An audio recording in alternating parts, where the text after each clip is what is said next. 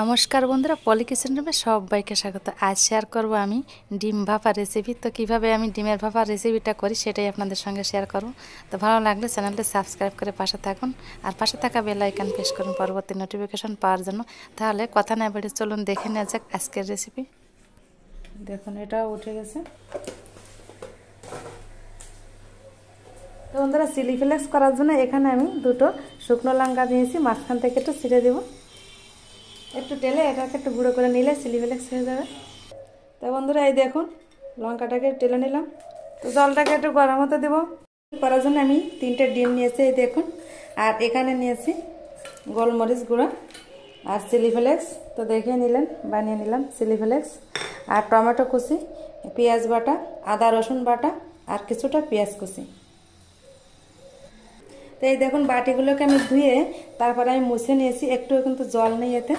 তো এই বাটির ভিতরে আমি এবার দিয়ে দিব সরিষার তেল। তেলটা দিয়ে এভাবে একটু ভালোভাবে বাটির পাশ দিয়ে একটু লাগিয়ে দিতে হবে। তা আমি এভাবে করব। আমি 3টে বাটি নিয়েছি, 3টে বাটিতে এভাবে তেল লাগিয়ে দিব। এই দেখুন বন্ধুরা, একটু তেল দিয়ে দিলাম। এবার আমার যে কাজটা করতে হবে, একটা ডিম, এখানে কিন্তু আমি ডিমগুলোকে আমি ধুয়ে নিয়েছি, একটা ডিম ফেটিয়ে আমি এই বাটিতে দিয়ে দেব। চেষ্টা করতে হবে কুসুমটা যাতে আস্ত থাকে।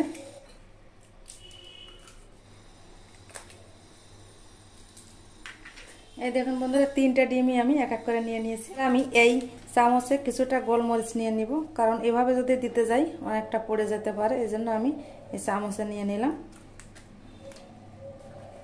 এবার আমি চামচ থেকে এক এক চিমটি করে এটা একটা বাটিতে দিয়ে দেব। এই দেখুন,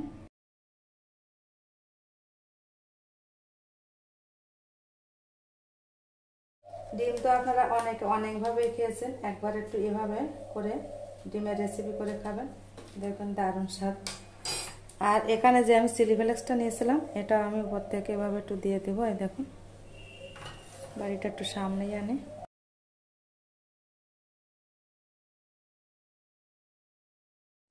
এবার দিয়ে দেব লবণও আমি এক এক চিমটি করে এটা একটা বাটিতে দিয়ে দিব। এবার এখানে আমি একটা কড়াইয়ে জল দিয়েছিলাম, জলটাও ফুটে উঠেছে। এবার আমি স্ট্যান্ডটা দিয়ে দেব। এরপর আমি এই স্ট্যান্ডটা বসিয়ে দেব। তো জলটা এমনভাবে দিতে হবে যাতে আমি যেই বাটি এর উপর থেকে দিয়ে দিব, যাতে বাটির তলায় জলটা না লাগে। দেখুন, স্ট্যান্ডটা পুরোটা জলটা ঢেকে দেওয়া যাবে না, স্ট্যান্ডের হাফ বরাবর জলটা দিতে হবে। এবার আমি বাটিটা দিয়ে দিলাম। এবার আমি এটাকে ঢাকা দিয়ে দিব। এটাকে 5 থেকে 7 মিনিটের মতন আমি জ্বালিয়ে নিয়েছিলাম। তো ঢাকনাটাকে তুলে নিলাম। এই দেখুন, এবার আমি বাটিটাকে নামিয়ে নিব। এবার এটাকে ঠান্ডা করে তারপর এটাকে তুলে নিতে হবে, ভাপিয়ে নিব। ঢাকনাটা তুলে নিলাম। তো ডিমটাকে আমার ভাপিয়ে নেওয়া হয়েছে। এবার আমি এটাকে ঠান্ডা হতে দেব, আর এদিকে আমি বাকি কাজটা করে নিব। তো কড়াইটা বসিয়ে দিলাম। এবার কড়াই দিয়ে দিব সরিষার তেল। আজকে রান্নাটা হবে সরিষার তেলে। গোটা জিরা দিয়ে দিলাম, পেঁয়াজ কুচি। তো পেঁয়াজ কুচিটা একটু ভাজা ভাজা হলে এর ভিতরে আমি দিয়ে দিব পেঁয়াজ বাটা। তো এই মশলাদানি থেকে এখান থেকে দিয়ে দেব হলুদ গুঁড়া। মশলাদানিটা আমি আগে দেখিয়েছিলাম কোন জায়গা থেকে কিনেছিলাম। রসুন দিয়ে দিব। যে মশলাটাকে একটু ভালোভাবে কষিয়ে নিতে হবে। আদা পেঁয়াজ রসুনটাকে একটু ভাজা ভাজা হলে এর ভিতর দিয়ে দিব আমি 1 মুঠো টমেটো কুচি। তো টমেটোটা দেওয়ার পরে এবার আমি দিয়ে দেব লবণ, তাহলে টমেটোটা ভালোভাবে গলে যাবে। এবার আমি এর ভিতর দিয়ে দেব অল্প পরিমাণ জল। তো এখানে দিয়ে দেব আর একটু হলুদ গুঁড়া গ্রেভির জন্য। আর এখান থেকে মশলার দানা থেকে দিয়ে দেবো লঙ্কার গুঁড়ো। দেখুন, তো ওখানে তো আমার লঙ্কার গুঁড়া গোলমরিচের গুঁড়োটা দেওয়া আছে, যেন লঙ্কার গুঁড়া দেবো না খুব বেশি, একটা হাফ চামচ দিয়ে দিলাম। আর এখানে ধনে আর জিরাটাকে আমি বেটে নিয়েছিলাম, এখান থেকে আমি 1 চামচ মতন দিয়ে দিব ধনে জিরে বাটা। এখানে নিয়েছি কাশ্মীরি লঙ্কার গুঁড়া। তো কাশ্মীরি লঙ্কার গুঁড়োটা আমি কালার আসার জন্য দেব, এটা কোনো ঝালের ব্যাপার না, এটা অপশনাল, আপনারা দিলেও পারেন না দিলেও পারেন। আমি এখানে এই চামচের 1/2 চামচ দিয়ে দিলাম। এবার দিয়ে দেবো পরিমাণ মতো লবণ। তো সমস্ত মশলাটাকে আমার দিয়ে দেওয়া হয়েছে। এবার আমি ভালোভাবে একটু নেড়ে ফেড়ে ভালোভাবে কষিয়ে নেব যাতে মশলার কোনো কাঁচা গন্ধ না থাকে। তো এই দেখুন মশলাটাকে কিন্তু আমি ভালোভাবে কষিয়ে নিয়েছি, কোনো রকম কোনো কাঁচা গন্ধ নেই মশলার থেকে, আর মশলার থেকে তেল ছুটতে শুরু করেছে। এবার আমি মশলার ভিতর জলটা দিয়ে দিব। আমি খুব বেশি ঝোল করব না, সেজন্য আমি পরিমাণ মতন জল দিব। দেখুন এটুকু দিলেই হবে।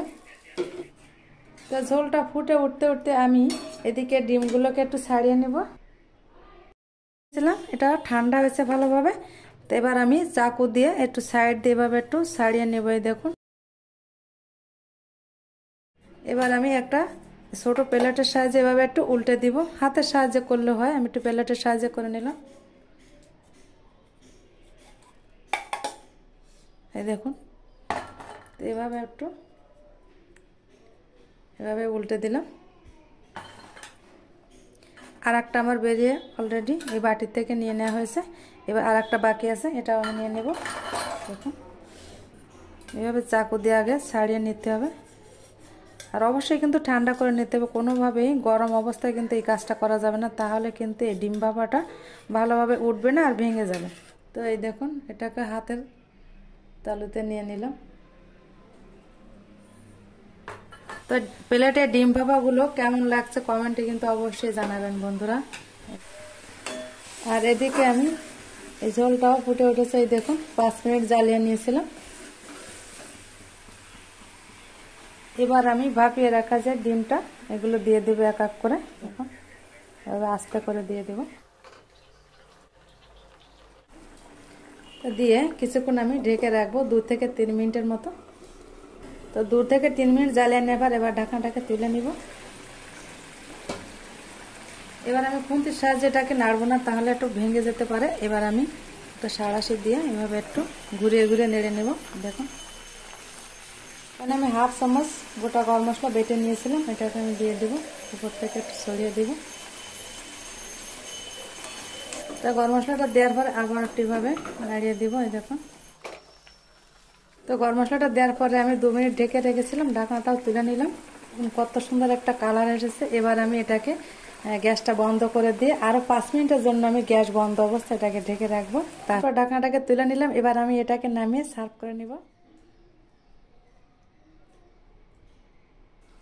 তো বন্ধুরা আমার এই রেসিপিটা যদি ভালো লেগে থাকে প্লিজ বন্ধুরা একটা লাইক কমেন্ট শেয়ার করবেন, আর আমার চ্যানেলটি সাবস্ক্রাইব করে পাশে থাকবেন, আর পাশে থাকা বেল আইকন প্রেস করবেন পরবর্তী নোটিফিকেশন পাওয়ার জন্য।